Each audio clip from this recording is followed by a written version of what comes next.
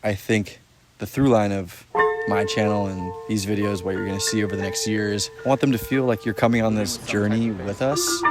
And as YouTube becomes more saturated and the internet becomes really, really busy, I want these videos to feel very literal. I don't want you to leave and be like, ah, that was so vague. Something that I keep in mind as the ethos of Create More and anything that I put out is there's a beauty behind certain scenes and things being vague, but I want you guys to know that I literally am just building a small boutique video production studio. I'm not trying to sell you on a lifestyle. I hope that through this, you can see us get better at making films and see how we can work with different brands and grow, and that's really it. This new day and age that we're living in is so interesting with all these figures trying to tell you what to do, and I'm definitely not trying to do that at all. Where do we start? As you can tell, guys, not the normal setting where I'm behind a desk in New York. We are in Maui with the family for Thanksgiving. I felt like this video needed some commentary on what the hell is going on. I've been trying to make more of an effort to just pick up the camera and document little moments here and there that represent some growth in Create More, whether it's personal work for myself, for the team, for brands. I think you get the point. Come on in. Oh, what's up, bro? There's a TV there. How are we doing? How are we living, boys? New York boys. What's up, bro? Yeah, Sam needs to go on YouTube. Like, I think maybe it's not worries, but the preconceived notions of you not doing a channel to try and focus more on maybe traditional client work. Welcome back to the channel. In today's video, I want to showcase a pretty cool traditional DP work. I think all those lofty goals that you should have and have can be achieved through YouTube rather than around YouTube, tiptoeing around. I feel like YouTube can be a really like, what's the right word? Not self-conceited, but you're filming yourself, you know what I mean? So I think if you can get around that feeling of, it's not imposter syndrome, but just doing it through YouTube. For me, like I get a lot of work, look at client work, we still do cool projects, we have great opportunities, and that's because I think doubling down on personal content, whether that's through IG or YouTube or whatever. But I would like to see more of Sam's stuff on YouTube. I think Sam does too. No, I think you're worried about it too much. Yeah, as long as you know yourself as a filmmaker and if you can portray that through the internet while focusing on whatever you want to make on the YouTube, I think brands will notice that and will reach out to you. And people can see what you can cook on YouTube through your videos, so people will have better understanding of what kind of videos that you can already make too. So it'll be a good funnel as well. And it feels obvious to document everything now because that seems to be the norm for the society that we're living in. And I've been doing this so long, it's almost second nature to think that I would always want to pick up a camera and document everything. But weirdly enough, I feel like since it's turned into a job, I've actually done less of that. This is our very sophisticated whiteboard 2026 Create More takeover, led by Hunter Mall. We have had a great year. Just a couple guys in their FX3s. It's really all you need in this life. I didn't hear it. But also want to capitalize on having more of a firm direction going into next year. Even though I felt like the direction was clear this year, we were just doing so many different things, and I think it's good to just do things to get that experience, but moving forward, having a little bit more of like a diverse portfolio and setup with how we make films, using that as leverage to make somewhat of a plan. You can only plan so much in this industry. Here we got a nice little... Should I explain the chart? Yeah, explain the chart to everyone. Basically, we have every video or every project that we work on will exist somewhere on this sort of like spectrum from, does that project bleed the studio or does it make us money? And then how personally satisfied are we with the kind of work that we're doing? versus isn't something that we're not as excited about or like doesn't fulfill us from an artistic standpoint, I guess. And just trying to pick ones that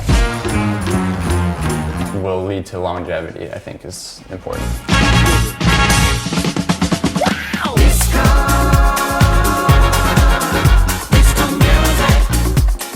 That's what the issue is. And I think that's where it's like, these things are separate, but they're not. Because with this, yeah, with this, yeah, it makes me happy.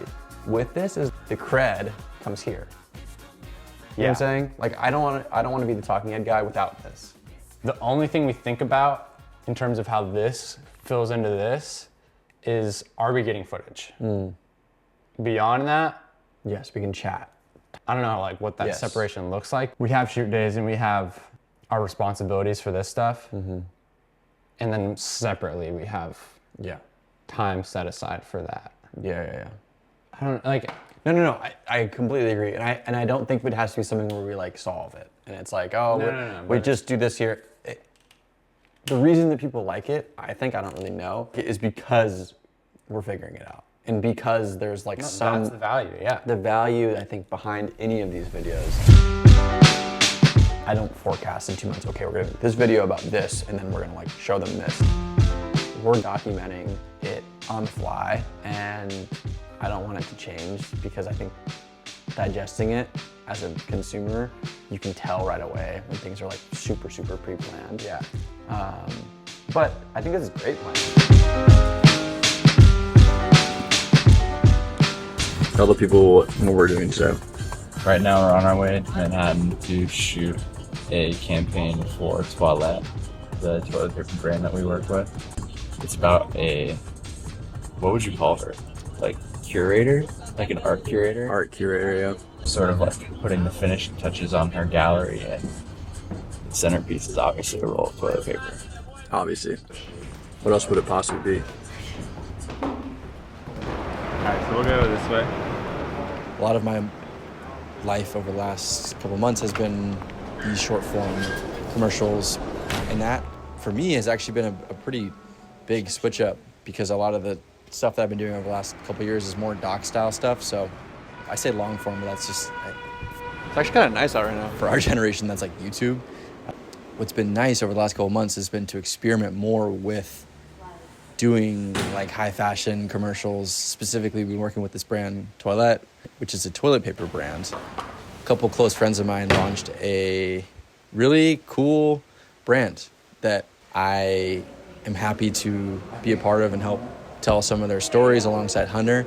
And making their commercials has been a really fun experiment for a style that I wasn't normally accustomed to, with a lot more of a vintage and scripted look.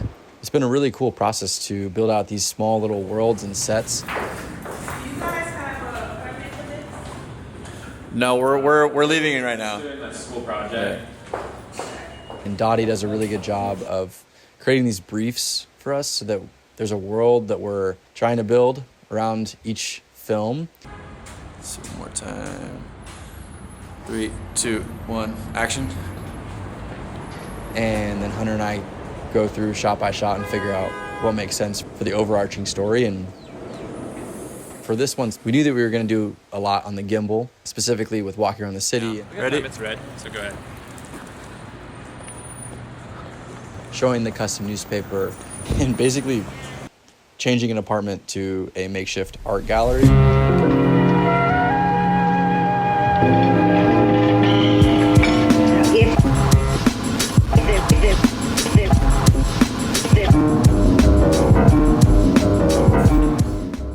Little things, you know, just like putting the light inside the crate to make it look like it's when you're opening a treasure chest and there's the glowing light. I think that is a world that I'm new to.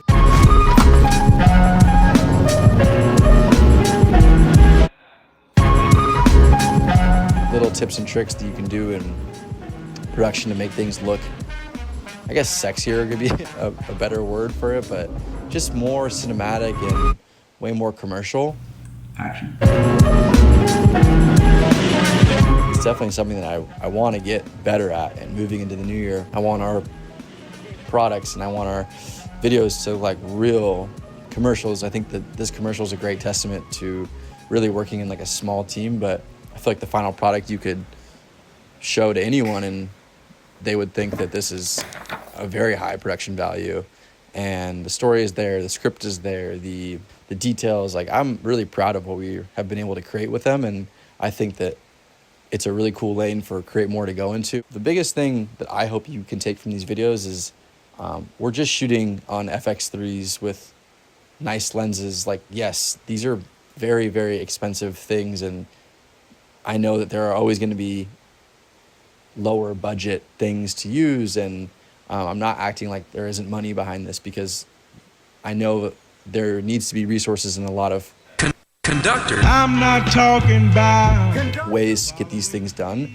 But I do also, on the flip side, I want to show you guys that you can do a lot with a little. Like, you can do so much with just brains, like brains coming together and friends coming together with, oh, I'll grab this, oh, I'll get this, I'll set up the room here. It's really just comes down to a lot of communication, and I think passion overrides a lot of what money and resources can get you. Surviving in the cold. Surviving in the cold, for sure. Freezing. Yeah, I think that's good to get going. I think that rough script that you have, if you want to get all your ideas out on that, share with us. We'll take a look at it. We'll see if we evolve it. And I think, like Sam said, turning into that, like a frame view of like, here's roughly what we think this should look like. Then I would go into the location scouting, and then we can start to get those locked down. Don't mind the studio mess right now, but there's also this time of day in the winter. It's around like 2:30, 3, where you see the light comes through the window. Real nice. I'm taking back the streets 2016 vlog style right now, but I can't forget these gloves. And I'm actually headed to go meet up with the Minted guys and chat through 2026, because I'm kind of out for the rest of the year. Hopefully some exciting plans. I honestly don't really know if they're, oh, there we go. Honestly don't really know if there's anything more embarrassing than vlogging in public, and we're really putting that to the test right now.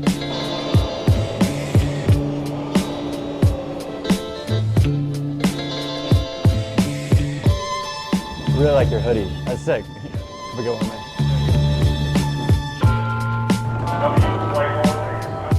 Wow, and I'm vlogging right now. Finally made it to Soho. Ran into my friend Alex. I saw someone wearing a Caro hoodie on the subway.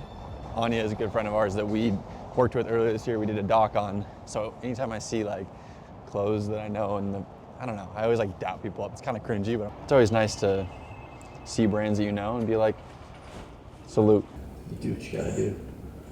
What is this for, TikTok? I feel like it's ironic that I'm doing a little city bike post-game update here, because this is what I used to film them running around the city for the past 2 years. But if you guys aren't familiar with Minted New York, it's a really sick brand that I've worked with over the past 2 years and in the runwear and menswear space.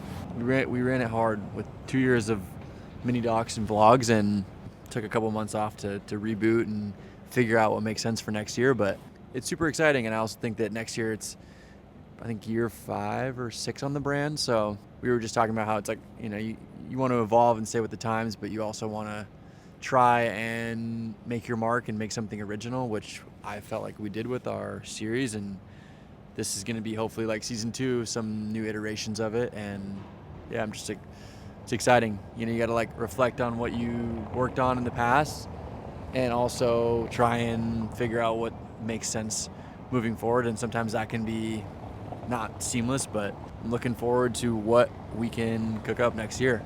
In this video, we have anything from random calls to agency shoots and commercials to people coming through the studio. And even though not every video is going to be jam-packed with value and gems and all these life lessons, I hope that through this series and through these YouTube videos, I can just continue to show you guys what it's like to really try and make films in New York with not a lot of resources, not a lot of help, not a lot of money, and a pretty lean team. And how we decided to go through that is going to be documented here.